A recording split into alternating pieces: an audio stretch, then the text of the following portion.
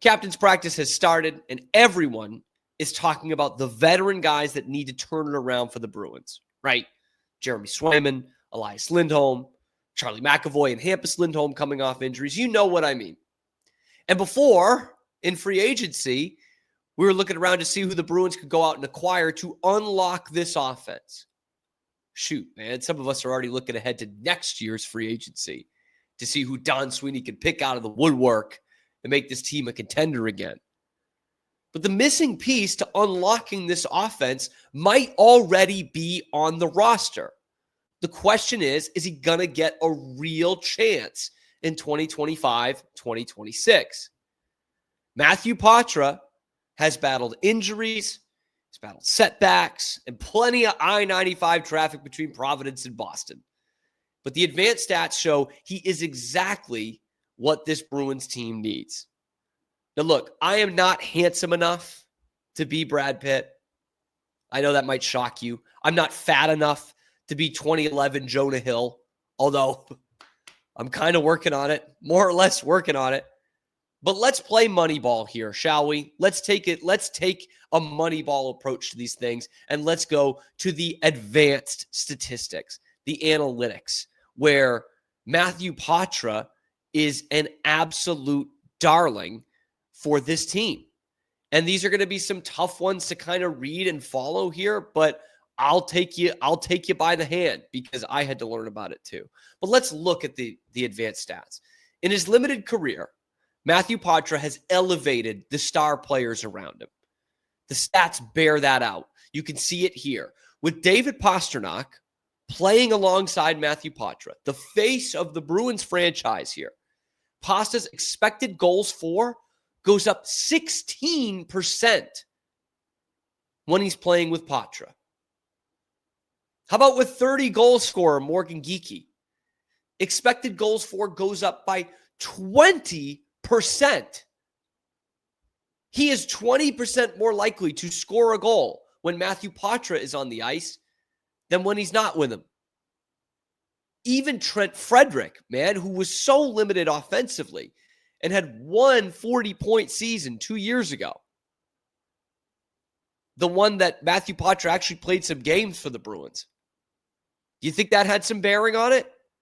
9% more likely to score a goal when Poitras's on the ice than when he's not. In fact, the only two guys on here who are less likely to score a goal when Poitras's on the ice than when he's with them are Charlie Coyle and Brad Marchand.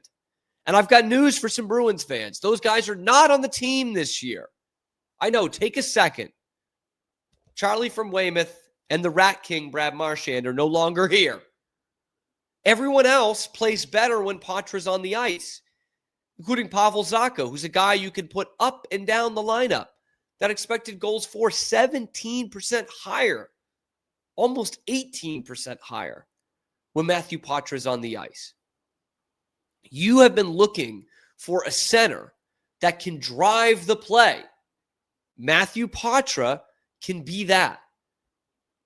And look, I get it. No matter where you play him this year, no matter what line he's on, you need a better year from Elias Lindholm. You need it. But it's time to put Poitras up there with some real talent. In fact, these advanced numbers show me that you're just as likely to have a good year with Matthew Poitras on the first line than you are as having Elias Lindholm, former 80-point scorer, but probably never going to score 80 points again on your first line. The nearly $8 million a year man, Elias Lindholm, on your first line. That's what the numbers show me. And we need to take an analytical approach if we're going to spend up to the cap every year, and we're not going to have any other way to evaluate talent because Cam Neely and Don Sweeney certainly struggle at that. That is where Matthew Poitras comes into play. We have been begging for it as Bruins fans for almost 2 seasons now. As this team scrapes the barrel for center help, as Casey Middlestat gets second-line minutes, we still wonder, what can Poitras do here? Instead, we're watching Casey Middlestat, your second-line center last year when he came over in the trade, dished out 2 assists in 18 games. Statistically speaking, it is more likely for you to hop on the orange line when it's on fire than it is for Casey Middlestat to create a goal. Look, advanced stats, those are just the facts. Those are just the facts here. You just wonder, again, how many prospects do we say this about with the Bruins? We wonder, what can this kid do if there's real opportunity around him? And unfortunately, the Bruins still have options, which means they can start the year with Matthew Poitras in Providence. Not only would that be a massive mistake to not put him on the big club to start the year, it would be a massive mistake to not take it a step further, to not have him playing on the top two lines for you this year, beside real NHL players. With all due respect to Marat Husnadinov and Connor Brown and David Farinacci, he needs to be playing alongside Pavel Zacha, Morgan Geekie, and David Pastrnak. Put him with actual hockey players, real NHL players capable of putting that vulcanized rubber in the net. These guys need a center who can drive the play. We've said it so much over the last 2 years or so that my dog thinks it's a command. And yet here you have one. You have one.